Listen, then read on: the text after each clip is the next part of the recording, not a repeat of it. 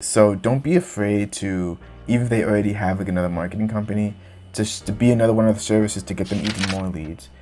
I think I'm just a little guy to that.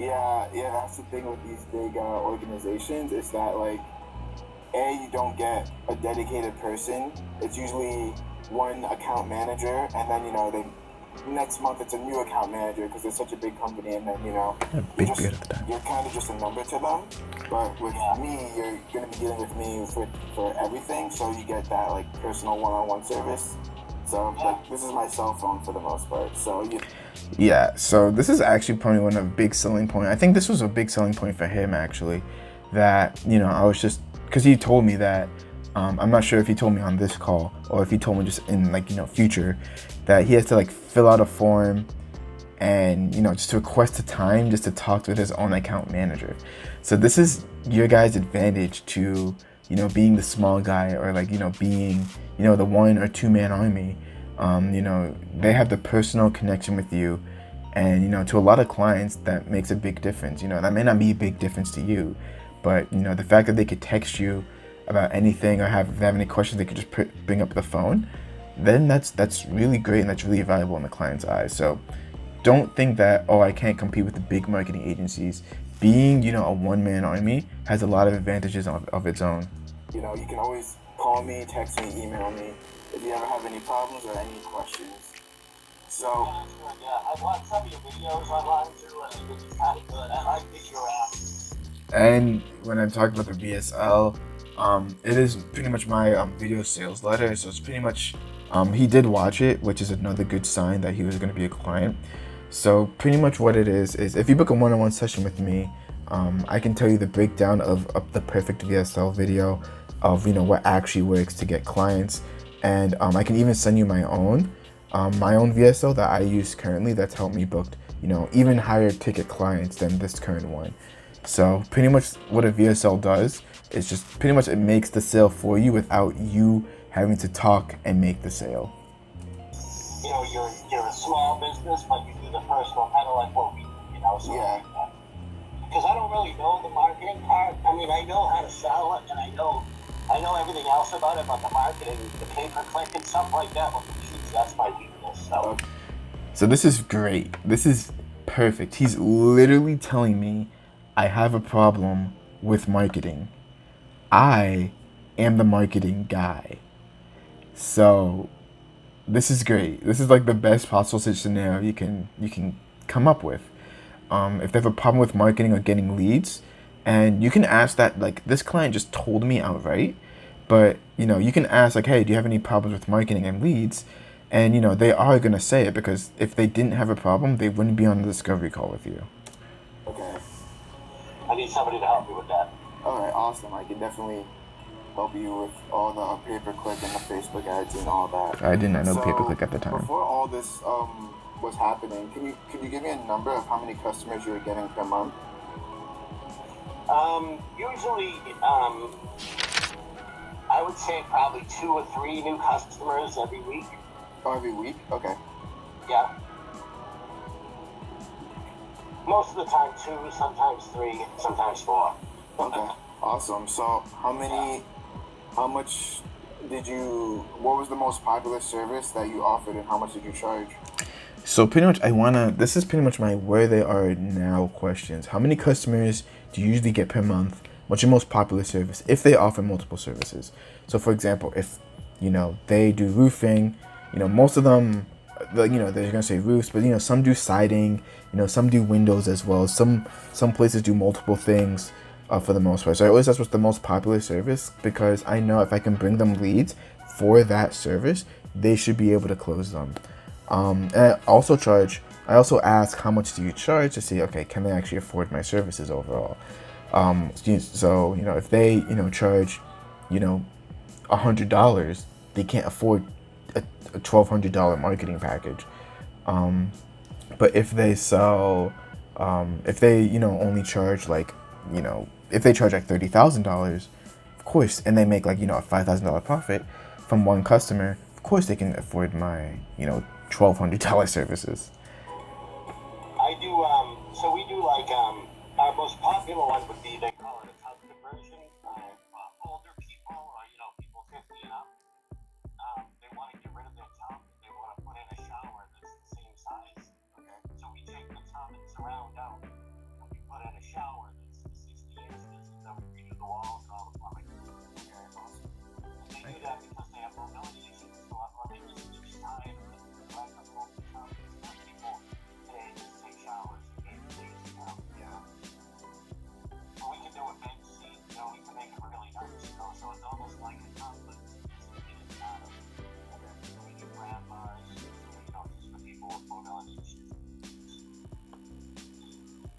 so from what I'm understanding, it's your most popular is just the top conversion, and you make it completely mobile friendly for, you know. And this is another technique just of active listening in general. So hopefully you're actively listening to this video and hitting the subscribe button as well, so you stay up to date with all my latest content. I'm going to be doing a lot more of these breakdowns. But anyway, I repeat what he's saying at the end. This just shows active listening, shows that, you know, I'm not, you know, just thinking of myself or thinking of, oh well, what I'm gonna say next, even though I am. But you know, it just shows that you're actually listening to the customer and you actually take care. Because you'll be surprised. You probably know this in your own life as well. How many people just simply just don't listen. So if you can just simply listen for like the 20, this is like a 10-minute discovery call, you'll be a lot farther ahead than the people who just say, our services are the greatest, we bring in so many leads and stuff. No, I haven't even talked about myself yet. I have not said a word about what I do. It's been all about him. Note that. That's so important. Like, people miss that so much. I didn't say a word about my services yet. He watched my BSL, so he has an idea already. But just know it's all about him, and that's the purpose of the discovery call. Take a shower, make it easy for them to get out of the tub as well. Right, out of the shower, right? Out of the shower, sorry. Shower conversion. Because you're converting from a tub to a shower to just a shower, yeah. That's the call. Okay. How much do you And usually a lot of people just want to take the ugly out too. You know, like we remove the old fiberglass ones, and we can put in a new tub and a new surround too, if that's what they want. Okay. So it's almost like a bath fitter type of thing you see on TV, but it's an upgraded version of that. I've never seen a bath fitter on TV. I'm sorry. I don't know what channels he watches, but Because they only have white for colors, where we have over 15 different colors, and then over 100 different patterns to choose from. Okay. Yeah. Awesome. So, okay. note that I should pause for a little bit longer, because you want to pause. You want to say, after they're done talking, you want to say 1, 2, 3, and then talk, because usually that pause lets them talking more. And the more they talk, the more dopamine goes off in their head, and the more they like you. So that's why people can get on huge rants and stuff, because the more you talk, the more dopamine comes out of my head, which is why, these breakdowns are so long, because I love talking and stuff. But I want to give out as much information as I can. Anyway, I'm gonna stop the dopamine train. Let's continue. Did that crush you? So how many, when you start back up for business, how many, do you want to keep it that 2 to 3 customers per week, or do you want, maybe 3 to 5, or how many more customers would you want? Yeah, probably, I'd like to stay like average at 4 new customers a week anyway. 4 customers a week? Okay. Alright. But I mean, back at the beginning, I'd be happy with 2. Okay, yeah. So, 2 and 4. Yeah, with all this happening, hopefully you're staying healthy, and hopefully your loved ones are staying healthy too. Yes, yeah. Okay, awesome. Good. So, and that's just, shows that you care. It's not all business is saying, hopefully you guys are all staying healthy, you're all staying safe. It's add on stuff like that. It just, brings a little more of a human touch. Overall, if you get those 2 to 4 customers per week, how is that gonna change and benefit you and your business? So, would you be able to expand or go on vacation, or like, why do you want to? Every time I've asked this question, I've always heard to grow my business, or some answer, or just some answer similar to that, to grow, expand, get more market share. It's always been to grow your business. I still ask the question, but it's just, you're probably going to most likely hear grow your business. And I've been on a lot of discovery calls. That's literally, I haven't heard anyone say go on vacation yet. that 2 to 4 customers a week. Yeah, expand the business. We'll expand it. I usually invest right back into the business, so yeah, we would just expand it. Okay. Is there any particular reason why you want to focus on growing your business right now, or why not? So I yap too much because this is just nervousness as well. But I should have just said, why do you want to grow your business? Why not just stay where you are? That's all I should have really said. Not just keep it where it's at right now. Well, we have some marketing, but we're paying by the lead. And sometimes when you pay by the lead, it's really expensive. Yeah. How much do you pay per lead? Most of the top conversion leads are usually like around $200. So I asked this question because I want to know, okay, how much are they currently spending on marketing and how much are they currently paying? So, he's paying $200 per lead. So, I can charge him, $150. I think I charge him $100 per lead. And it seems like a good deal for him at the time, right? Especially when I was just starting out. So we want to know, okay, are they used to spending money on marketing? Because if a company says, I've never spent money on marketing before, just note that it's going to be a little bit harder for you to sell to them, because if they never spent money on marketing before, it's kind of hard to spend money on marketing again. But if they spent money on marketing beforehand, they're a lot more willing to spend money again on marketing. It's the same kind of principle as the yes. If they said yes to you before, they'll say yes to you again. If they spent money on marketing before, they'll spend money on marketing again. Oh, okay. Yeah, and then some of them, And I'm like, oh, okay. Meaning that, I can, he's paying for marketing and he's also hitting the like button for the YouTube algorithm. do Home Advisor as well, and they're probably around, 250 and 150, depending on the lead. So I have different sources that I use. Okay. But I know there's a way to do it better now that I have a good website. So, yeah. With Home Advisor, isn't it they give you that same lead, but they give it to like multiple contractors, so you're competing for that one lead, if I'm not mistaken. Yeah. So I'm saying, I'm giving tidbits of information as well and saying, oh, isn't it like this, to show that I know the market as well. So I'm doing this just to show him that, hey, I'm an authority in this niche. So the real way to become an authority in a niche is just know tidbits of information that, the common guy sitting next to the bus probably doesn't know. Like, for example, like if you didn't know Home Advisor sends leads to multiple people, knowing a simple fact like that is, shows that, you've been in that industry for a bit. The fact that I said, oh, when you work with a big company, you're the small guy and you get that personal connection with me, that's also saying that you're an authority, that you know how the marketing world works.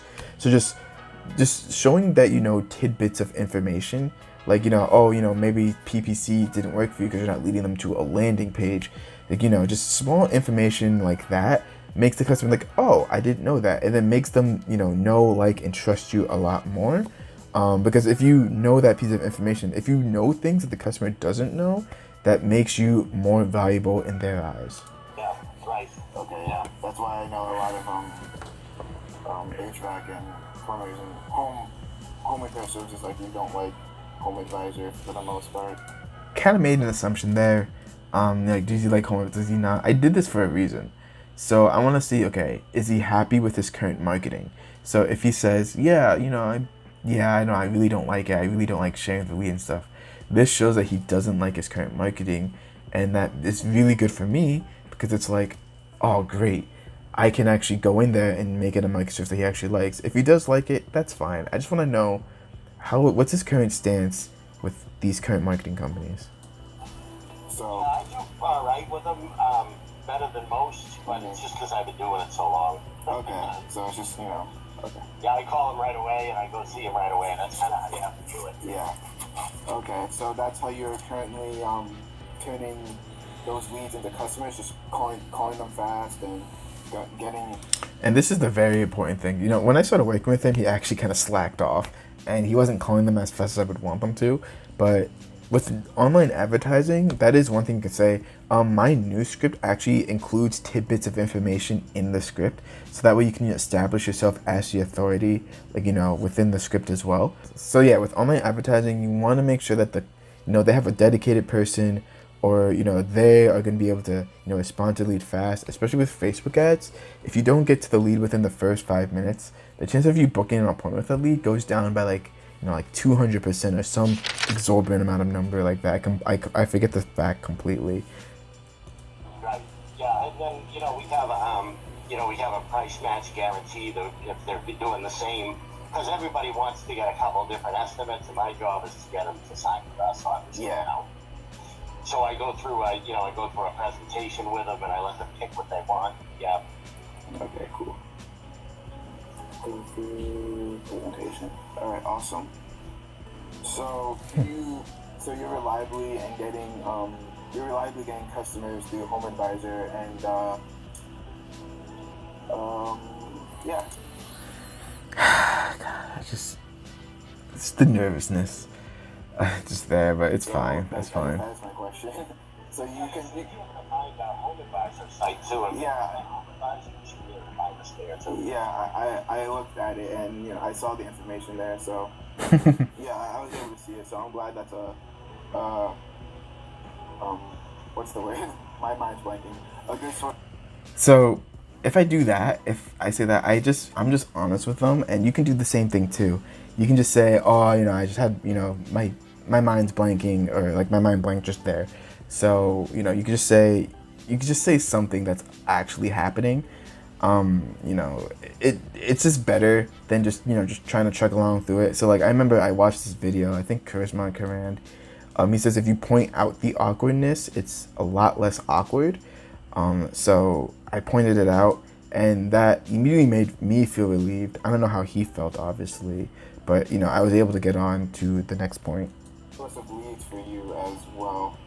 Yeah. So, And also, it's kind of good if they have multiple marketing systems, because they're not gonna depend on you, and they're not gonna go out of business if you don't, pull a lot of weight overall. So it's not. You don't always want to be the only marketing company, and you don't want the person to depend on you, because trust me, I know what it feels like when the person has to depend on you for the leads. It is not fun. Not fun at all. how much do you usually pay for like all the leads that you in a given, let's say, week? How many leads do you get, and how much do you pay for all those leads? Probably 10 leads. I would say, total maybe 10, 12. And when we were booming, it goes anywhere from 1,000 to 1,800 a week, depending on the week, So they probably average, 150 each. Okay. If you average the higher one with the lower ones. Okay. Awesome. So, I just keep losing my train of thought. Sorry. So, okay, So I asked this. So this is again, has he spent money on marketing before? Now I'm asking, okay, how much has he spent on marketing? And note that if I can, I kind of ask it in an indirect way, like, oh, like how much do you usually spend with Home Advisor getting all those leads?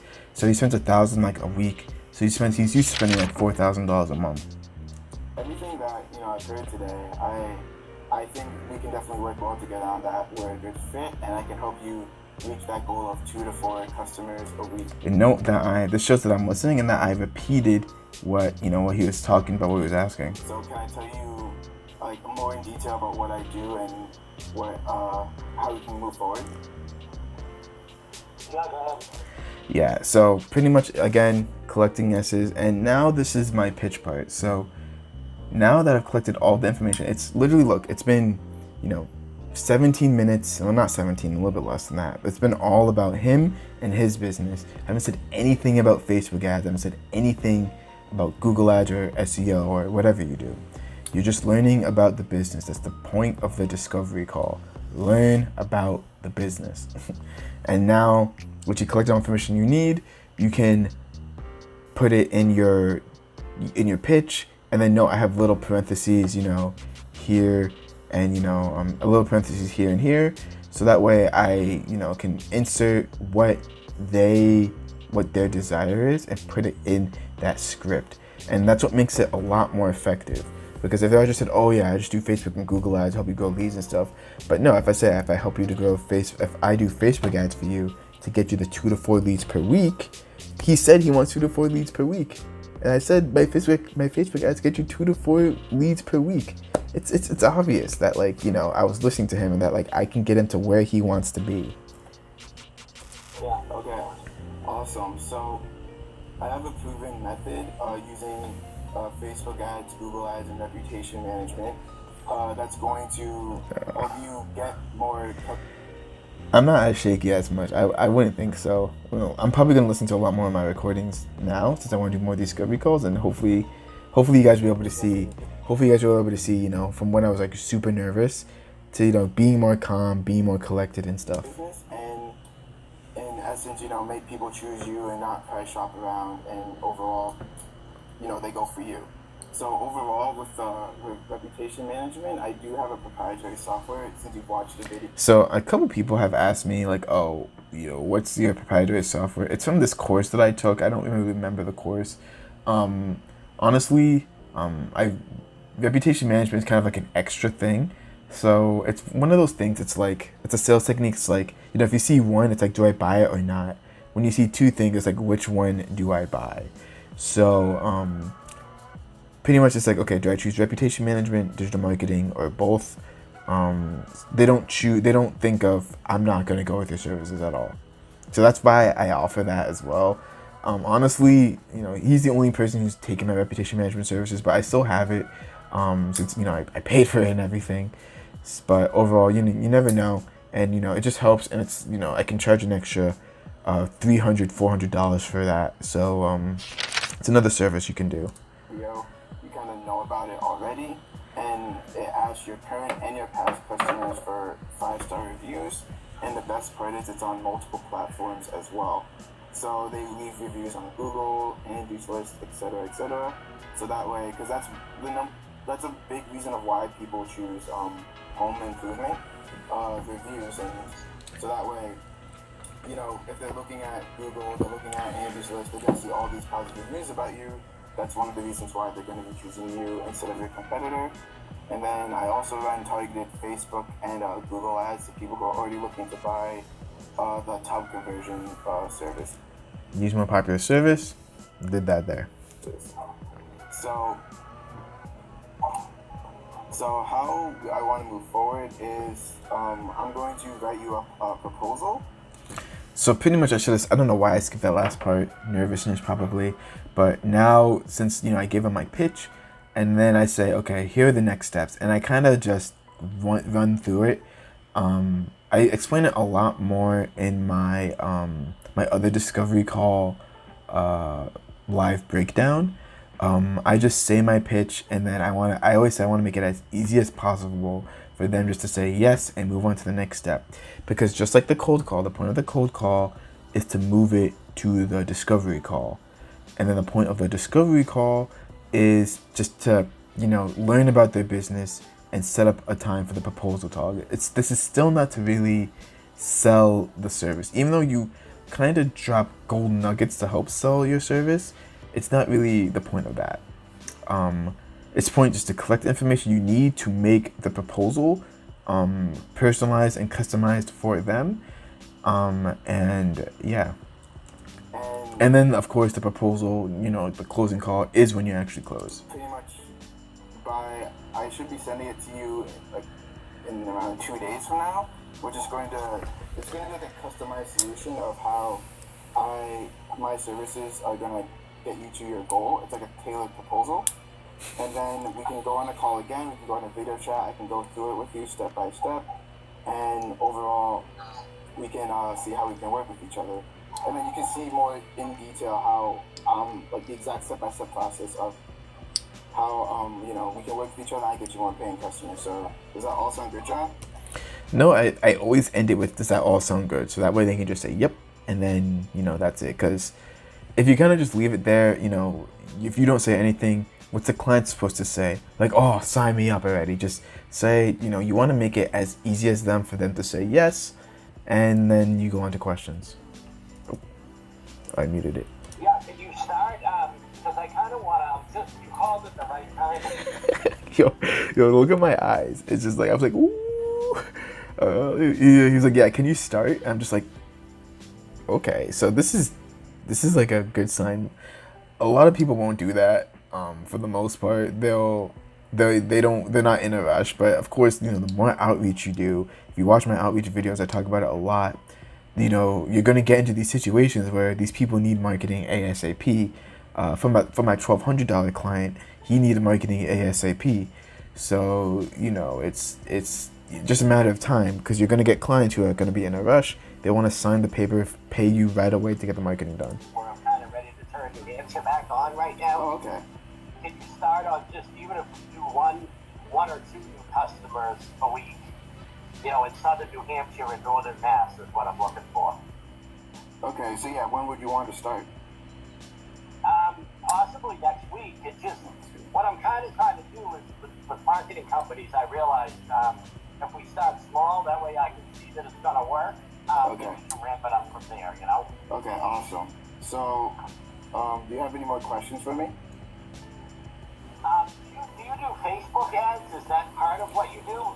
Yeah. So. Generate forms on Facebook. Yeah. So that's my main forte is using Facebook ads, just the targeting and detail targeting and then you always want to end with like, do you have any more questions for me?